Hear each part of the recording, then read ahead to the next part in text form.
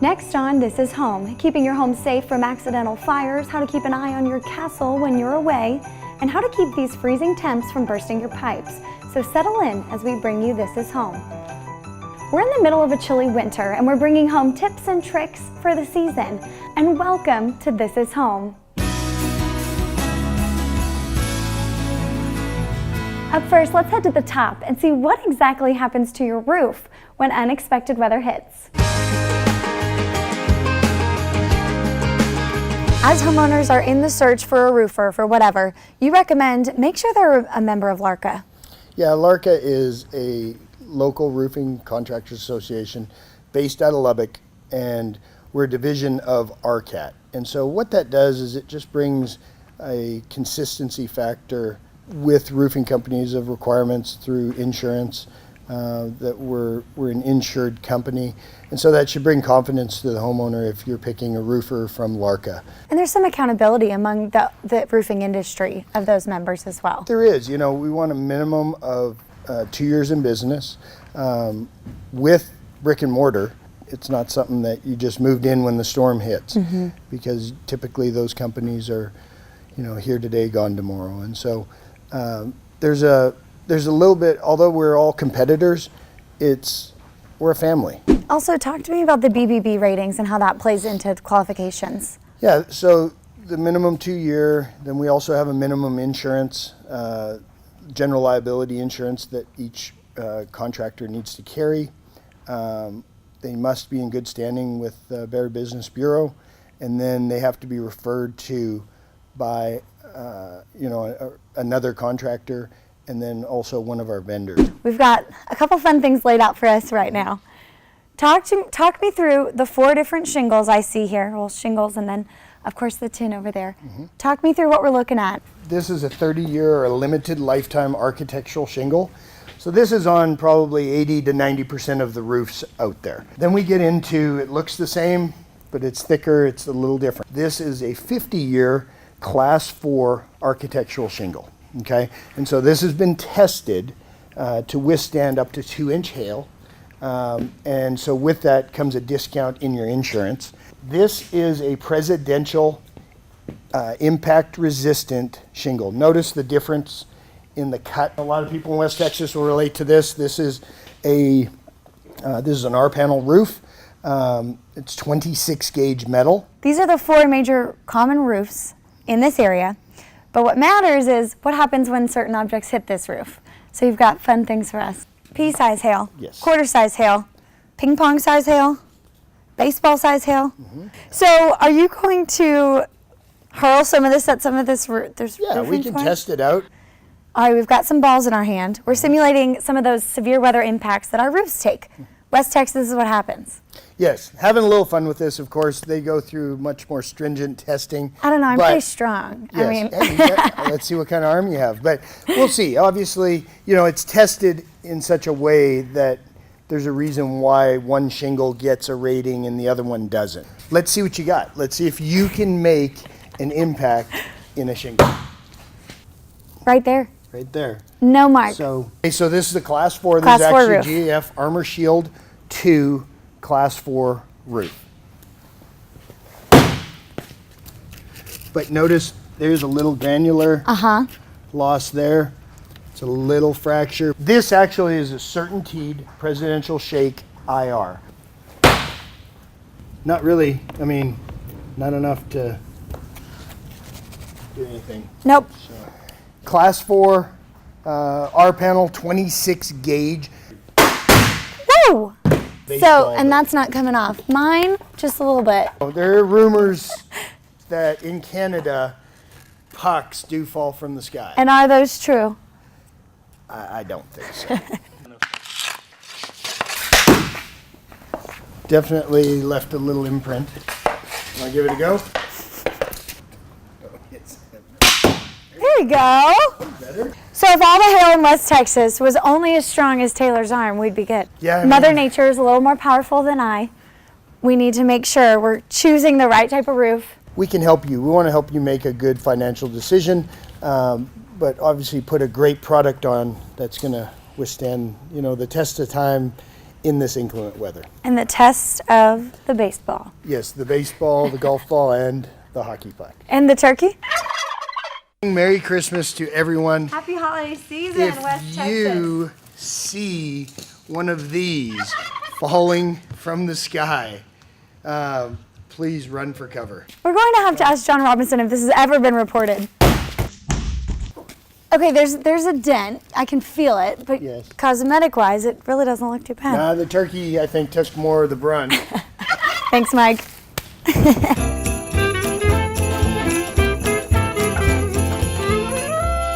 We know we should all have a fire extinguisher, but when's the last time you actually used it? Let's talk to the experts about how to stay safe when accidents happen.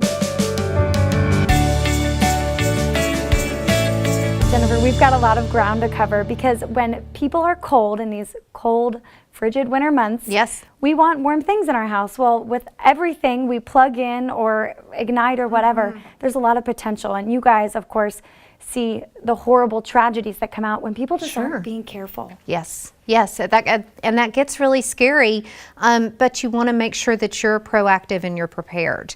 So that's what we're going to talk about today, is being prepared. We want to make sure that everyone out there knows what to do in the event of a fire and then how to prevent them as well. Having frayed extension cords. Everybody has extension cords around their house this time of year. Exactly. And so you want to make sure that you're looking at those and making sure that they're not frayed, that they're not going to spark. And of course, checking at the plug itself, that's where it's going to start to. That's going to be the weakest point. In the kitchen. Yeah. I know. I mean, we could probably look around here and you could point to every single appliance and a story of someone losing their kitchen or their entire home because of that. What are some of, I guess, the craziest ones? Coffee pots can cause fires. Unplugging toasters. If you're not going to use it right then, unplug it, put it away. If you want to leave it out on the countertop, then great, but make sure that you're unplugging it. If you put up your own Christmas lights on the outside of your house, and I know a lot of people use a service that will come and do that for you, but if you've used the same lights over and over again over the years, make sure you're checking those wires to make sure that it's not frayed and it's not time to go get new Christmas lights, because you put that up on the outside of your house, it does get hot and it can start a fire on the outside of your house.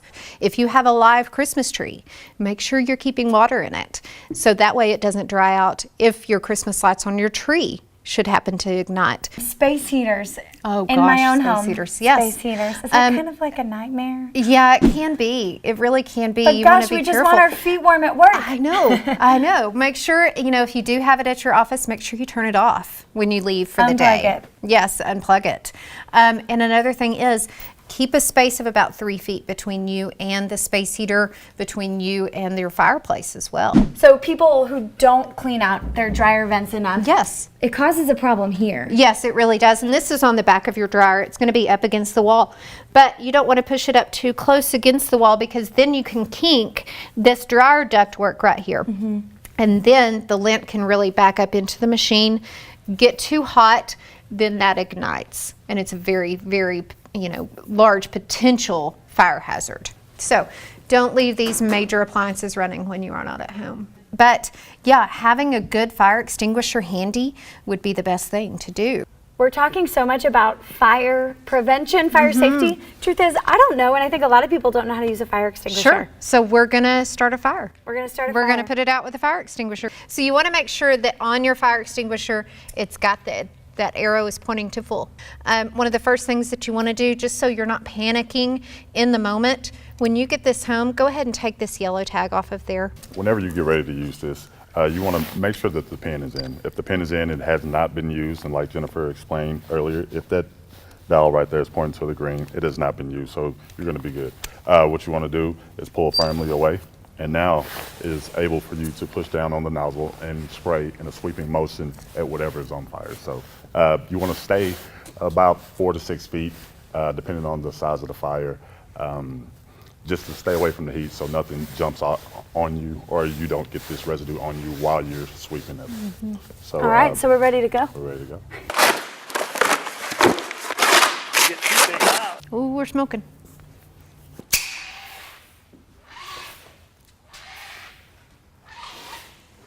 It was nice, steady. I mean, We could do that in our homes. Sure, yeah. We'd be fine. Yeah, you could control that Not too spray scary. pretty easily. Even in the event that a fire does get ignited for whatever reason, there's another line of defense that should be working in everybody's home. We hope so.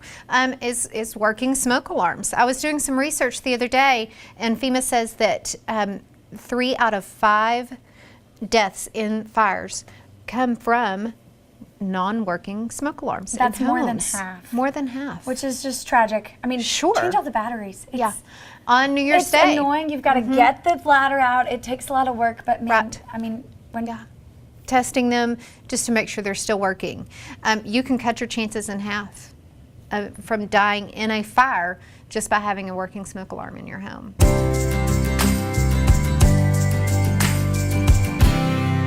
keeping your home secure isn't just looking at a porch camera anymore. We all need to be reminded of the parts of our home we might not be thinking about.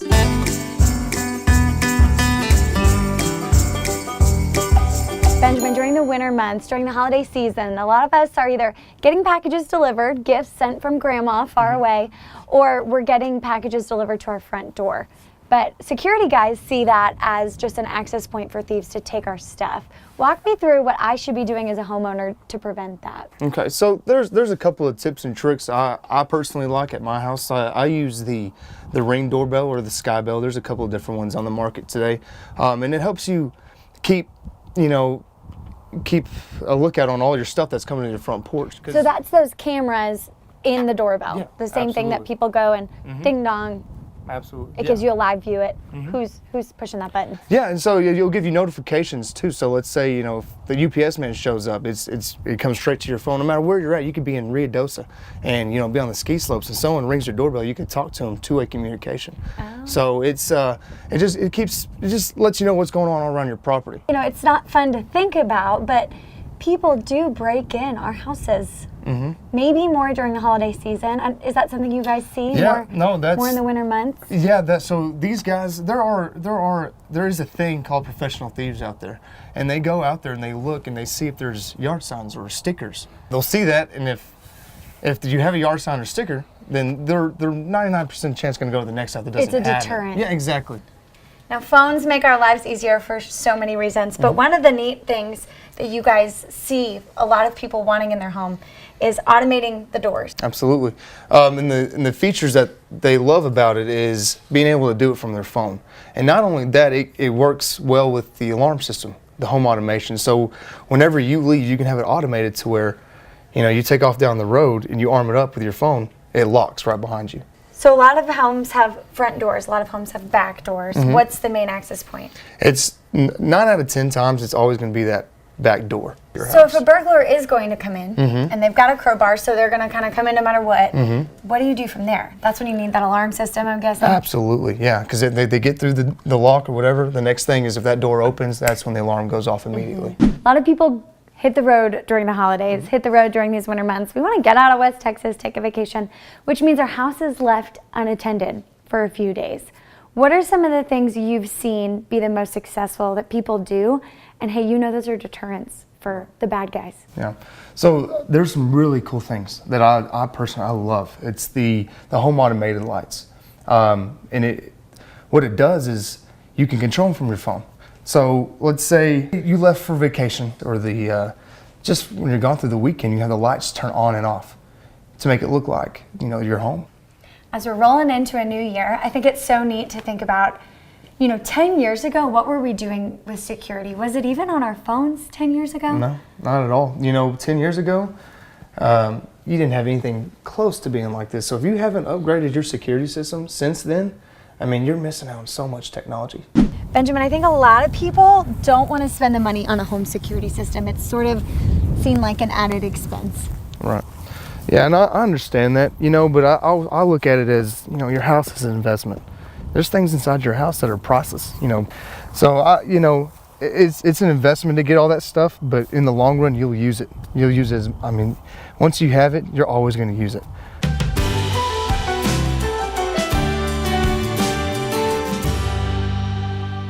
Even though it's wintertime, it's never too early to think about springtime severe weather. It comes quickly. This expert shows you how you and your family could weather the storm.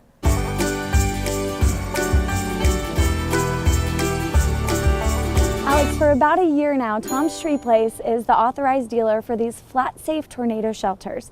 Talk me through that process and why you chose to bring those here to the South Plains. Well, it actually started when we were designing this house. This is my daughter's redo house, and I wanted a place for my grandbabies to go. Absolutely. When a tornado came.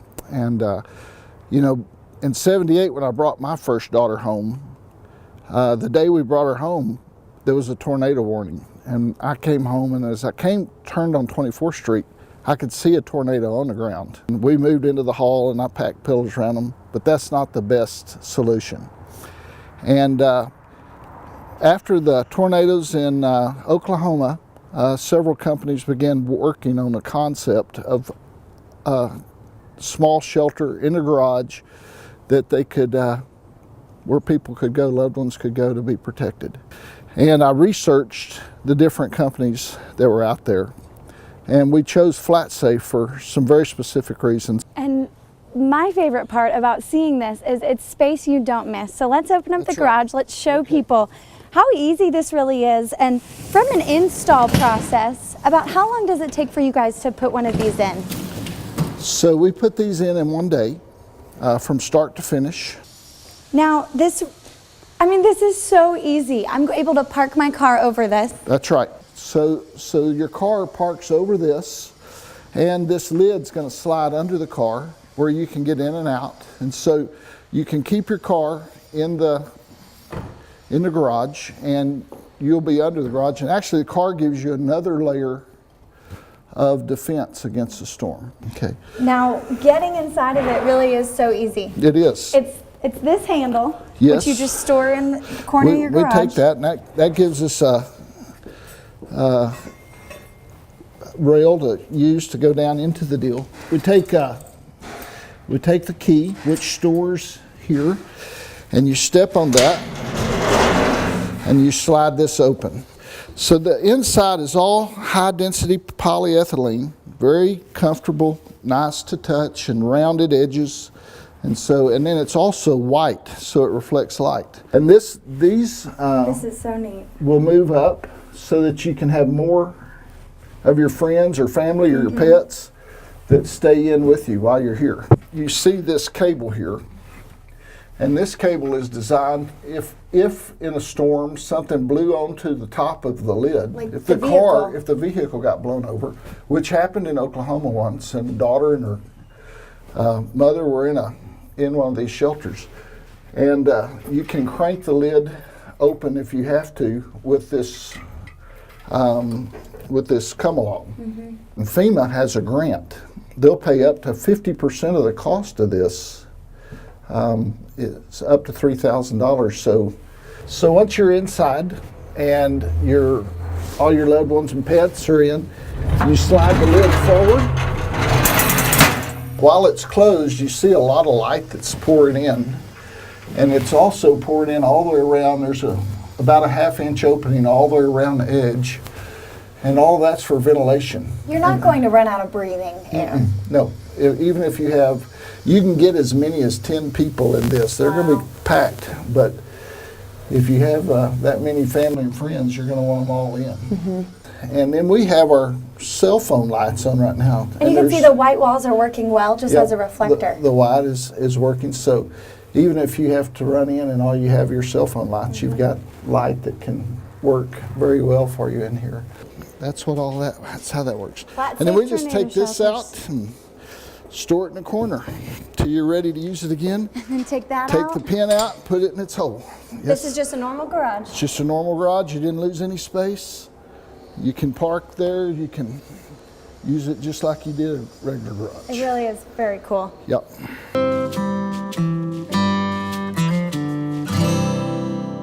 Out here we experience dramatic temperature shifts in just a few days. One of the areas you may not think about is your pipes. Our expert talks about protecting those.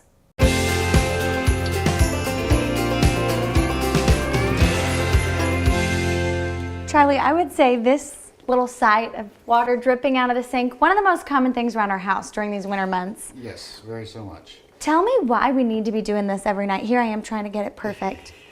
The big thing about getting it to where it's dripping is to keep the water running. If water's running, it takes it longer for it to freeze. So that helps, any freezing pipes, especially any pipes that are on an exterior wall. A sink on an exterior wall, Right. bathtub on an exterior wall, something like that, that is going to get more cold than something that would be in the center of the house. I think there's this idea that if you have a newer home, you might not need to be as concerned about that. Is that true?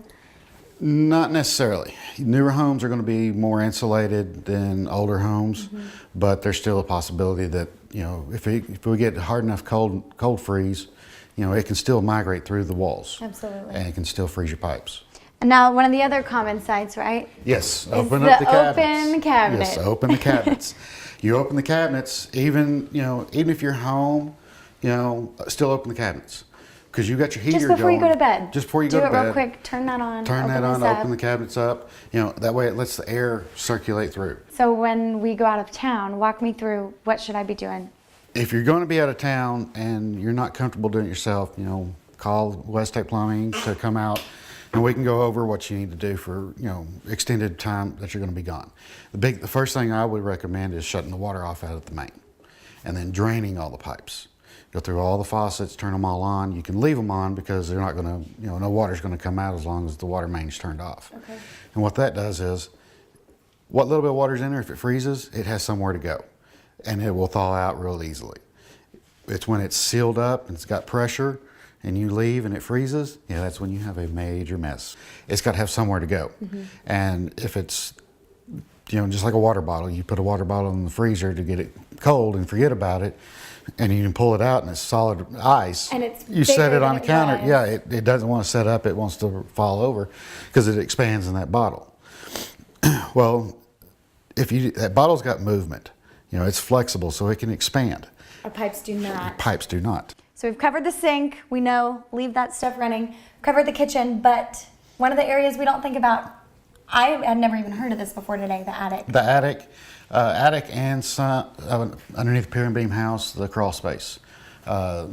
If you do have water pipes in the attic, it's wise to have them insulated, to get them covered where that they don't freeze. Because when the temperature outside drops, it's going to drop in the attic because there's no heat. So same way with underneath the house, to where they need to be insulated. So how common are pipes in an attic? They're not as common. If it's a repipe, if the house had to be repiped from the pipes underground to over, then they would have to be insulated. But usually on that, if it's done correctly by code, then they've been insulated. So now we're putting basically a sweater on our pipes outside. Correct. It's a hose bib cover. Hose bib cover. Right. So I see a hose connected to the wall here, obviously. Right. Right. When you start prepping, getting everything outside ready to go, you want to disconnect your water hose from your hose bib. And then it's Look at wise that, to some water is hanging out in there. Yep, it's wise to take and remove your hose. I'll hold the bib. Yep. Remove your hose from it. Drain your hose, and then store your hose to where it doesn't have water in it, so that your hose won't split. Because if your hose is sitting out here, it's got water in it, it freezes. It's got to go somewhere, and then you Gotta buy a new hose. Buy a new hose. These are pretty foolproof. They've got just a little plastic deal that goes around the hose bib, and then you just pull it tight, cinch it up, and it's covered. And it's covered. Put the bib on. Put the cover on, and there you go. Get more This Is Home online at kcbd.com. Take an in-depth look at all the latest home improvement news in one convenient location, plus watch full episodes of past shows on demand. Just go to kcbd.com and click on the This Is Home tab.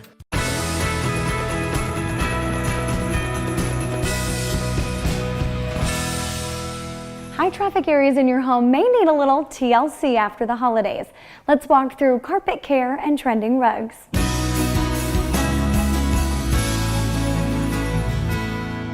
We're in the dead middle of these miserable winter months.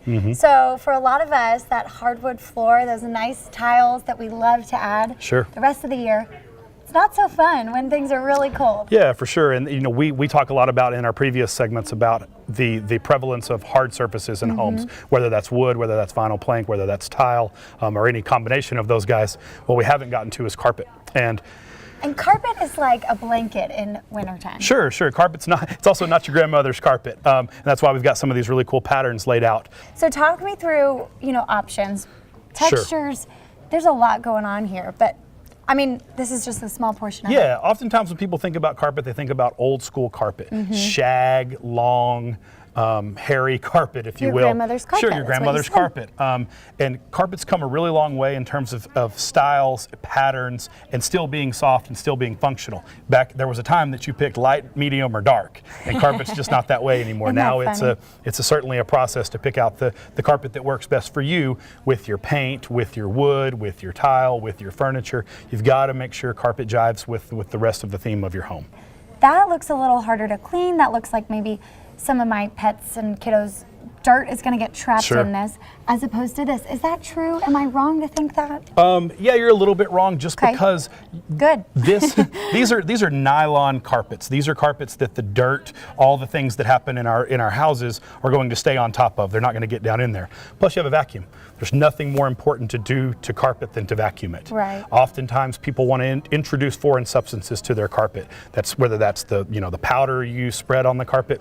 Don't do it. Do not introduce foreign substances to your carpet until you have to. When you start introducing things, this has foreign substance on it. It has a Scotch Guard, if you want to call it that. Those things are branded and they have different names, Right. but ultimately this fabric has been treated to resist stains. This carpet, I really think this is a very cool carpet. It kind of has that chevron design in it. Yeah, It's a but little bit subtle, distressed. really subtle. A subtle pattern. So Yes. they'll show it in a big swatch, and then when you flip it around, they'll show it in a multitude of colors. And that's what we were looking at over there is swatches that they've sent us, and they'll send those, we can send those directly to people's homes, because you can't look at this little swatch of carpet and know if that's going to work with your paint. Padding and cushion is a big part of carpet. Yes, that makes a huge difference. For sure. That makes a huge difference both functionally and from how carpet feels. What you're standing on here is a urethane pad underneath a patterned carpet. Oftentimes with a patterned carpet, you have to put a thinner cushion underneath. Therefore, you don't have that softness underfoot. As we step on this, and you can probably zoom yeah. in and see that the carpet is truly Yeah. is pushing in. So you have that softness underfoot that's important under carpet. Padding is also functional.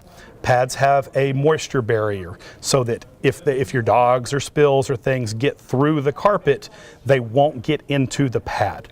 You've got to have flooring that is conducive to your lifestyle, and carpet doesn't need to be eliminated because you have a busy, active household. You just need to make sure you're buying the right carpet. One of the reasons we've come over here is because they're starting to make carpet with a waterproof backing. We have a color wall. So you'll see these carpets are, kind of again in that grayish gray tone, but they have some flecking in them. They have some black flecks, they have some tan flecks, they have some white flecks to offer kind of a third dimension of color. We've got the whole rainbow here. And now rugs. Now rugs, let's go look at rugs. So we've talked a lot about carpet. How often do people put rugs on top of carpet? Not terribly often. I mean, you can certainly put a rug on top of your carpet if you want to, but again, we've talked multiple times about the prevalence of hard surface in houses. Again, wood, tile, vinyl being those hard surfaces. Putting a rug down gets a little breakup. Houses have big open concepts now, and so if you have one tile that runs all the way through your kitchen, your dining, into your living room, and down the hallways, you put a rug in that living room to kind of separate that living room, give that room give that area a feel of a room, even though it's a large open area. Literal warmth and figurative Literal warmth and figurative warmth. We check out rugs for 24 hours. Okay. We get the rug down, we roll it Very up, cool. we put it in your vehicle. You leave a credit card with us. You call and say, hey, the rug works great, run my card, or hey, I'm bringing the rug back. We want to make sure that you like what it is you're purchasing from us before you get it all home. Yeah. It's your home. There's no more important investment and no more important place than your home. Well, that's it for this episode of This Is Home. Remember, you can go to kcbd.com/thisishome to view previous episodes and extended cuts from this show. We'll see you next time right here on the South Plains, because this is home. It's a little more anticlimactic than I had thought. I thought it was like, just say that exactly. Start filming.